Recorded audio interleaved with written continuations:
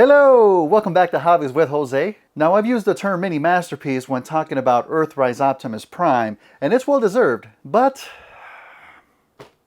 it's not for everyone.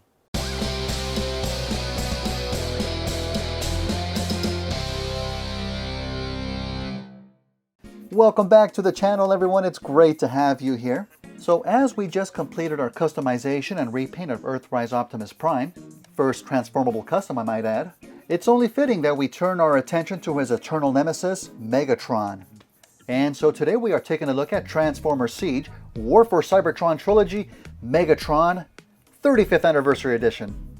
And as we take a look at the box first, we see it's the same overall shape as Earthrise Optimus Prime, though it's not as big since there's no trailer. Unfortunately, this special edition box lacks the epic artwork typically found on the sides, but that is reserved for the standard version box. What we get instead is a minimalistic design showing the modern Transformers logo on top, a giant 35 below, and an Autobot logo.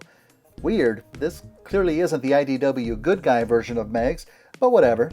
And below that we have the years 1984 to 2019, indicating 35 years of peace through tyranny. The front also has the same overall design, with a large clear portion to show us the actual figure. Top right corner shows a Takara Tomy logo, Transformers Generations logo right below that, followed again by the modern Transformers logo, and of course Hasbro's logo down below. On the left we see Megatron's name displayed, and interestingly in 4 languages, he's classified as classic animation. That's telling us that this is the cel-shaded toon version of Megs, which we'll check out in a bit. And finally down below we have the Transformers Siege logo as well. And in case you're really missing the lack of epic artwork, there's an awesome 3D render on the other side, giving us a menacing classic G1 inspired look of the Decepticon leader. And lastly, the back shows 2 large shots of Megatron in both bot and tank mode. And in case you didn't know, we're told he still functions as Decepticon leader, and that he transforms in 17 steps. Great!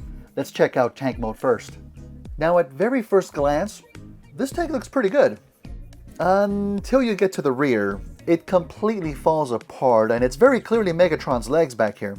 Had there been a better way to hide his feet, this might not have looked so bad. This simplistic level of transformation is something you'd expect from a Legends class, not a Voyager. The overall design, however, is just great, without anything looking like it originated from a gun design. Even the parts of the shoulders that have the G1 gunhammer design on top are hidden with an extra piece folded over them. Hasbro didn't have to do that, but I'm really glad they did. The turret does rotate a full 360 degrees, though not entirely smoothly. You do have to fidget some parts to keep turning. What is impossible is trying to point the turret gun up. It won't. It will point down though, which isn't very useful. I guess you can pretend his fusion cannon becomes a front when doing this. It's totally up to you. There's no working treads, which I would never expect a figure like this to have, but there are little tiny wheels for him to roll on. They work decently enough though. Overall, I give the front half of this tank an 8 out of 10, and the back half a 4 out of 10. It's just okay, but nothing to write home about. Let's continue to what I really care about, and get this bad boy transformed.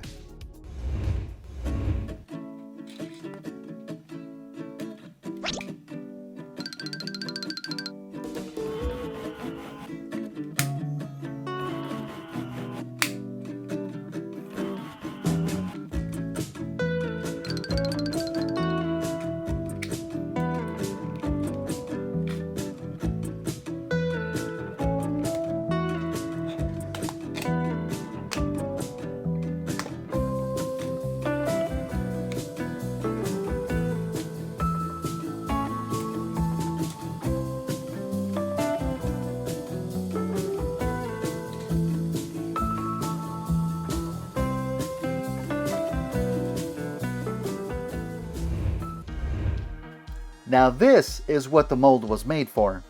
100% Cybertron certified USDA Prime Megatron goodness. And he is an absolute unit. Look at those arms. You can tell he's been busy choking out Starscream. At first, I didn't quite care for the increased bulkiness, but it really does suit Megatron to have this much mass, and has overall grown on me. What helps is that a lot of the major design elements that make G1 Megatron are present here also. The head sculpt is just spot on. It's a tad wider than the original G1 incarnation, but that's actually a plus. The wideness of the head fits perfectly with the wideness of the body. The chest and center of the torso are 100% lifted from G1 and look absolutely phenomenal. But the sides do diverge a bit with these segmented sections. It's not bad at all, though I do like the look. I'm almost curious if they were designed this way for better movability and articulation in the Netflix show. Very interesting design choice for the fusion cannon. At first glance, it's very much the iconic design from the G1 cartoon, but when you flip it for transformation, it has this much more intricately designed detail. Why? Because this is what shows on top of the tank mode. That's neat. The feet are very reminiscent of the original, with some added details and panel lining. And the previously mentioned shoulders have the iconic fins on them to better represent the look of G1 Megs. Now the arms don't have the same angled corners all the way through, but that's perfectly okay. There's still this protruding section up on top, and those panel lines on the sides mimicking G1. All that extra panel lining and detailing is very welcome to bring Megs on par with Prime. The legs are probably the biggest departure from G1 Megs, and again, that's a good thing. There aren't a lot of curves on Siege Megatron, so making the legs more angular fits perfectly to this new aesthetic. There's the ever so slightest homage in this little triangle just above the inner leg. It's a blink and you'll miss it type of thing, but it's really cool that it's there. Now, there's no way Siege Megatron was ever going to be designed to transform into a gun, unless he got nerfed.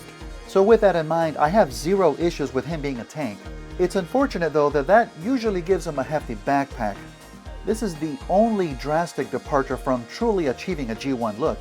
It does look quite nice though. Again, keeping with the angular design aesthetic doesn't make this a glaring add-on, and it blends in with the overall look. And when looking at Megatron from the front, the backpack isn't too noticeable. Here's the issue it does cause. Unfortunately, this happens even with the massive heels that Megatron is sporting. The problem mainly comes from Megatron's inability to bend his feet upward. You have to rely more on his upper leg bend to get a good pose going, but if you bend too far, you know what, forget I even showed you that. Once you achieve a good balance though, Megatron can be put into some really great poses. This is helped by the ability to give Megs a wide stance thanks to his ankle pivot, but they are sadly a loosey-goosey mess. They don't impede Megs from standing, thankfully. Once you place them on a flat ground, they won't move, but I do wish they were a tad tighter. Now that we're clearly in the negative section, let's talk about the arms, shall we? We're all used to seeing fists flip out of arms, leaving them completely hollow, right? Well, this feels absolutely wrong for the leader of the Decepticons, especially considering that Earthrise Optimus Prime doesn't have this issue at all. Not only did they leave Megatron's arms hollow, but for some reason they added a tab right behind the fists, blocking them from folding all the way out.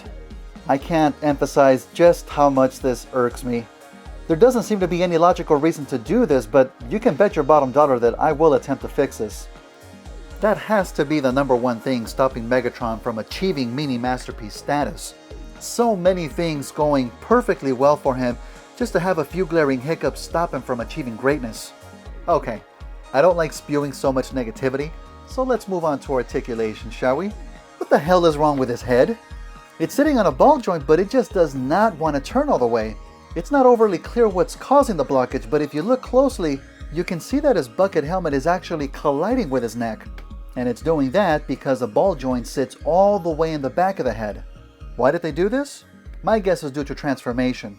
Even when pushing the head down, the front tank section comes awfully close to Megs' head, necessitating the forward placement. Unfortunate, but not world-shattering. Thankfully, Megatron does have a wide range of left and right movement. He can look up that far, and can be extended further by moving the base of the neck. He doesn't really look down at all though, but pushing the head into the chest can make him look down a little bit, but it's not a great look. His arms can fold out to just above 90 degrees, and rotate 360 degrees. There's a swivel above the elbow, and they can bend to just above 90 degrees as well. No rotation at the fists, and they don't fold out all the way. Jesus Christ. Waist has full rotation. Legs can fold out that far, a good amount back, and do the full splits. Rotation at the thighs, and the knees have 90 degrees of bend. No up or down movement on the feet, but they do have good range of pivot, although they're loose. So there you have Siege Megatron, An overall fantastic update to his G1 design, but his greatness is cut short by quality and simplistic transformation issues. I can put up with loose feet, but holy arms live on forever, unfortunately. And the tank is overall good if not for the feet plainly visible in the back. Had they been better hidden, they would have drastically helped the overall look. So no, I cannot call this figure a mini masterpiece, but I will do my best to get him looking as great as he can. The one thing I'm not sure about, if I should keep the transformation process. I'm torn if I should keep the backpack or rip it right off for a more solid G1 appearance. What do you think? Let me know down in the comments below. I'm not putting this up to a vote necessarily, but I'd love to hear your input. I still have a week to decide, so I hope you'll join me. Should be a lot of fun. Thank you all so much for watching, and I'll see you next time. Take care, everyone.